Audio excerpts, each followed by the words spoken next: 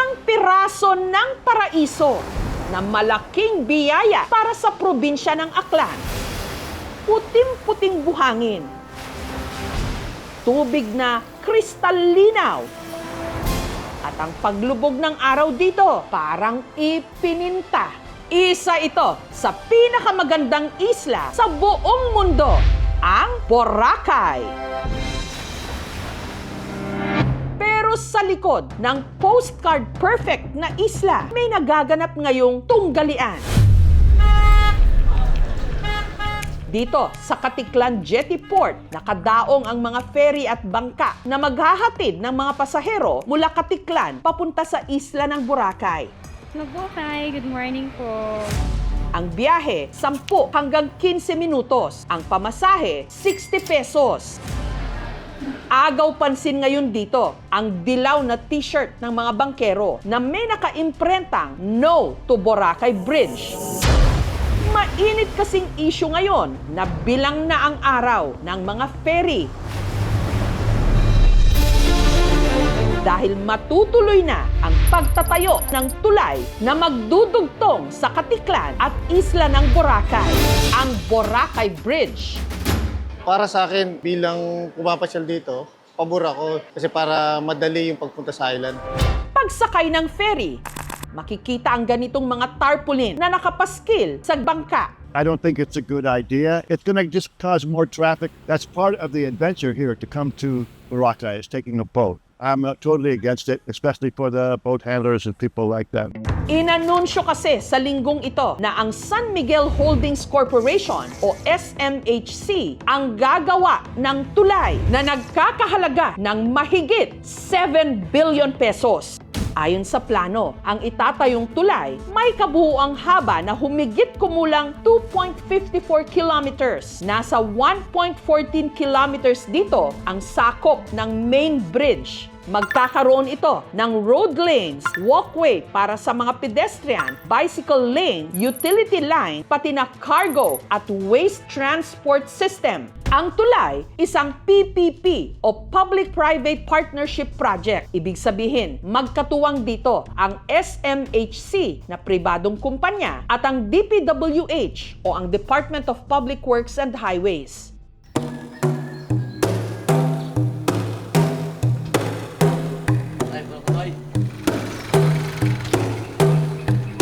Ang pinakatumututol sa proyekto, mga katulad ni Leo, na pangatlong henerasyon na ritong bangkero. Hindi naman kaya pag-aralin kami ng magulang namin noon hanggang natuto na lang magbangka. Half day lang ang duty ni Leo. Sa kanyang 4 na biyahe, ang sasahurin niya 500 pesos na makukuha pagkatapos pa ng 5 araw. Po, malaking tulong yung pagbabangka yung sa buhay namin kasi naparal ko yung anak ko eh. Sa trabaho niya rin daw na ito, nakukuha ang pangsuporta niya sa kanyang 98 anyos na ngayong lola. Ang bili ng gatas, ng gamot, dito na siguro ako tatanda eh. Huwag lang matulad yung anak ko, kaya pinapaaral ko yung anak ko. Kaya naaalarma ngayon si Leo. Anya, ang tulay dapat nag-uugnay, hindi puputol sa kanyang kabuhayan. Kaagaw mo na yung tulay kung sakali. Mabigat sa loob, ma'am, kasi di ka nga halos makatulog kung yan lang lagi yung nasa isip mo eh. Parang bumuhos ba yung langit sa lupa na apektado yung hanap buhay namin. Bukod sa mga bangkero, damay na rin syempre ang mga operator ng mga ferry. Pare-pareho silang masasagasaan ng tulay. Isa sa mga mariinding tumututol ang CBTMPC o ang Katiklan Boracay Transport Multipurpose Cooperative na binubuo ng mga bangkero at ferry operators katulad ni Godofredo.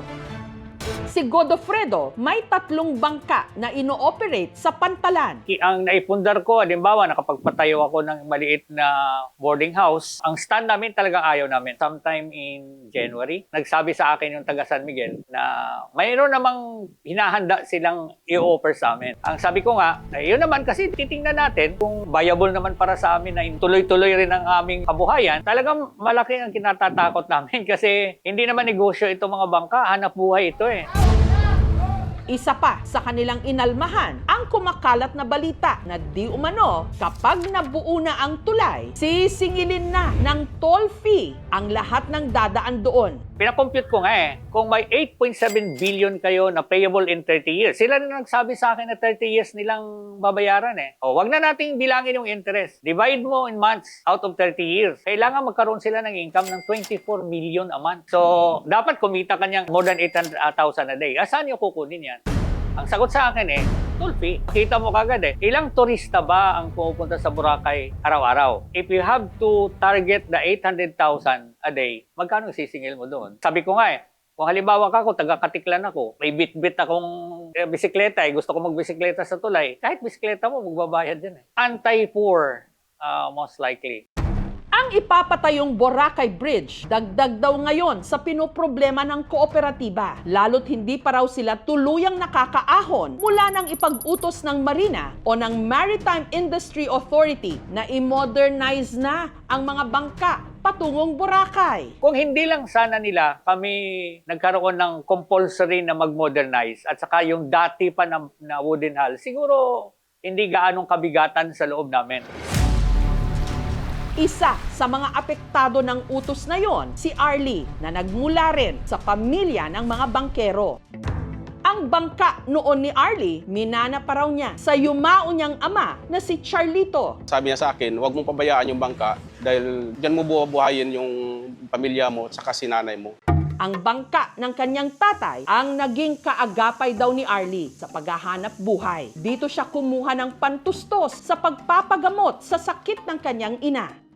Pero nang ipinag-utos na ng Marina noon ngang 2021 na i-phase out ang mga lumang bangka at palitan ang mga ito ng modernized boat, wala raw nagawa si Arlie kundi ibenta ang natitirang alaala ng kanyang ama.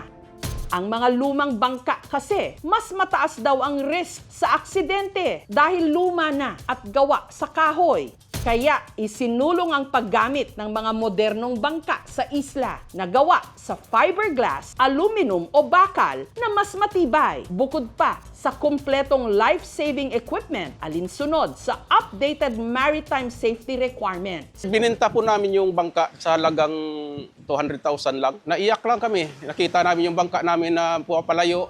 Para makabili ng bagong bangka, si Arlie naghigpit ng sinturon para makapag-ipon. Nangutang din siya ng 6 million pesos. Ang problema, isang buwan na siyang pinatigil sa paglalayag. Ang kanya raw kasing modernized boat, mali ang sukat. Kaya kailangan pa niyang lakarin ulit ang mga papeles. Pahigpitan muna ng bulsa.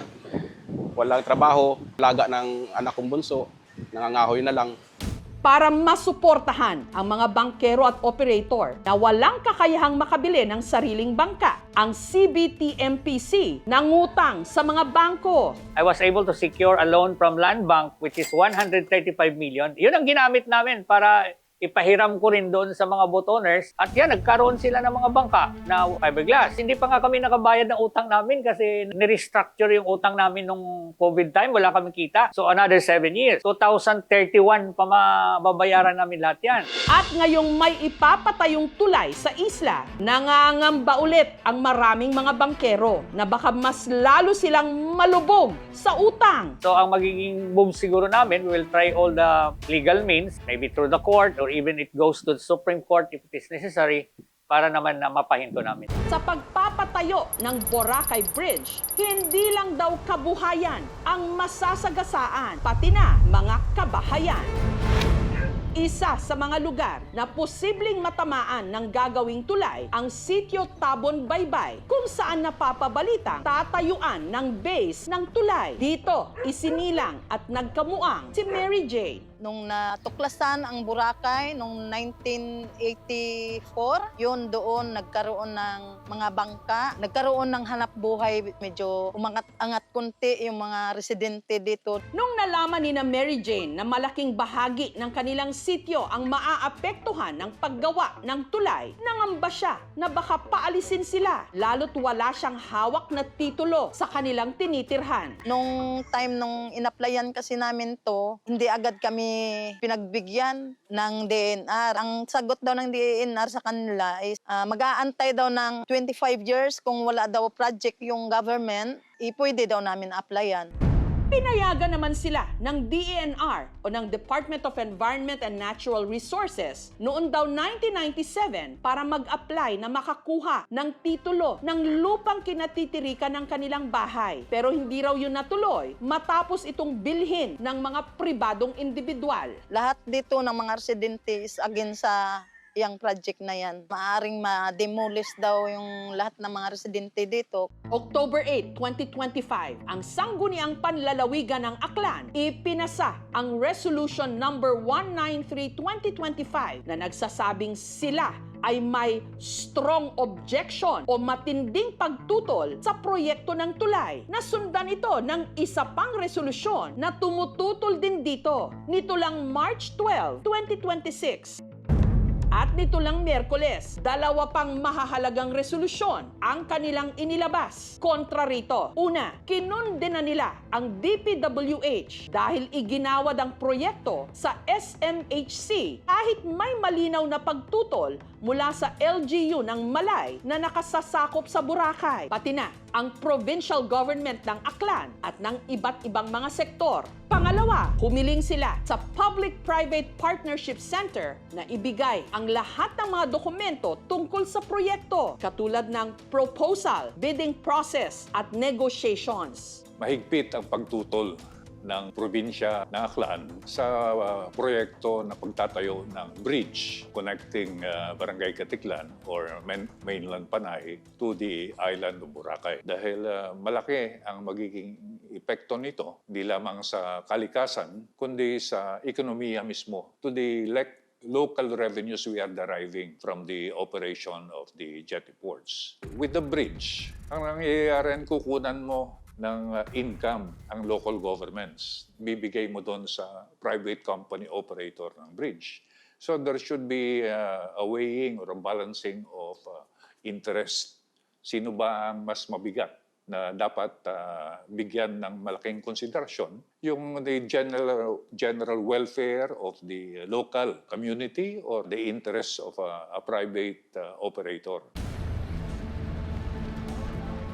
Sa kabila ng mga tumututol, may mga nagpahayag din ng pagsuporta sa itatayong tulay. Ayaw nila ng tulay sa Boracay, pero kapag tinatanong sila kung bakit mahal ang mga bilihin, sinasagot nila malaki ang ginagastos nila bago makatawid ang mga produkto kasi dagat pa daw ang tinatawid.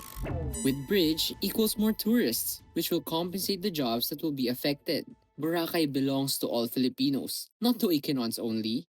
Malaking tulong din daw ang itatayong Boracay Bridge sakaling masama ang panahon at hindi makakalayag ang mga ferry o bangka.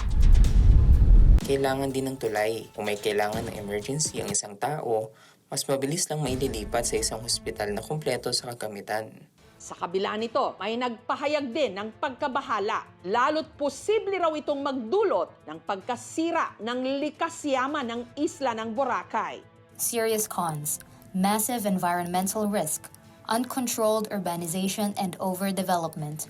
Sa ngayon, wala pang eksaktong petsa kung kailan sisimulan ang pagtatayo ng tulay. Ayon sa Project Information Memorandum ng Boracay Bridge Project, magsisimula lang ang construction kapag kompleto na ang right-of-way at aprobado na ang detalyadong disenyo ng tulay. Tinatayang aabot sa 3 taon ang paggawa nito. Pero para sa mga taga Boracay, mabilis lang ang panahong ito para mawalan sila ng trabaho. Siguro hindi naman totally wipe out, but malaki talagang epekto sa amin. Nitong Huwebes, may nagpadala ng mensahe sa aming team na sinasabing noon pang 2018 na una naman na raw aprubahan ng LGU ng Malay ang kagustuhan ng San Miguel Holdings Corporation na magtayo ng tulay. Nakasaad sa kasulatan noong November 27, 2018 na naka-address sa dating DPWH Secretary at ngayoy Senador Mark Villar at kay Ramon Ang ng SMC na hindi sila tutol at sinusuportahan nilang proyekto. Ang sulat ay mula sa nooy acting mayor ng Municipality of Malay na si Abram Swalog. Walang authority yung mayor to bind the local government without the prior approval of the Sangguniang Bayan. Walang approval ito ng Sangguniang Bayan. And that was in fact clarified that they have never issued any endorsement for the project. Sinubukan naming kuhanan ng pahayag ang dating acting mayor Swalog pero wala siyang tugon habang ginagawa ang ulat na ito. Sinubukan din naming kunan ng pahayag ang pinagbigyan ng proyekto ang San Miguel Holdings Corporation na siyang magtatayo ng tulay.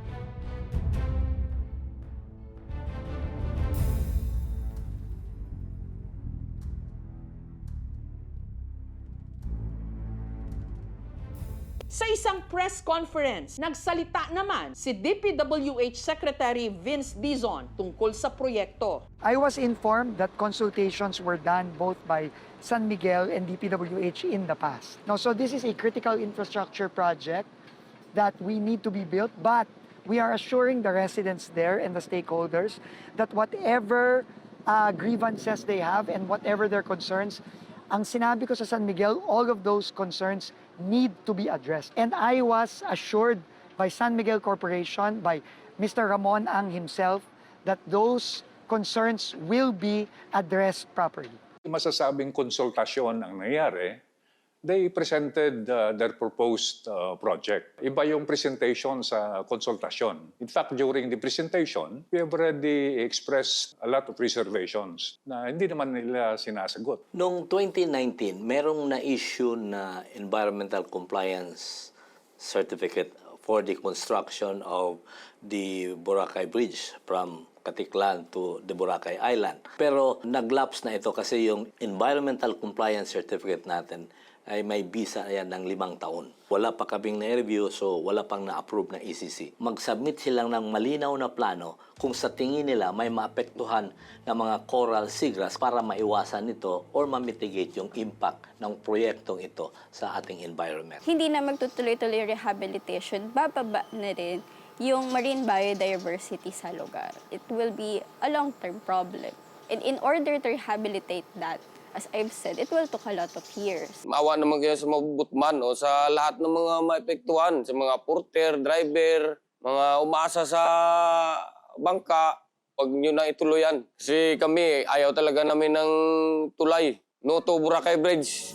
Palubog na naman ang araw sa paraiso ng Boracay. Nangangako ng panibagong bukas. Pero para sa ilan na nangangamba ngayon sa kanilang mga hanap buhay, ang pagtatapos ng isa na namang araw, tila inilalapit lang sila sa posibleng paglubog ng kanilang kabuhayan. Thank you for watching, mga kapuso. Kung nagustuhan niyo po ang videong ito, subscribe na sa GMA Public Affairs YouTube channel. And don't forget to hit the bell button for our latest updates.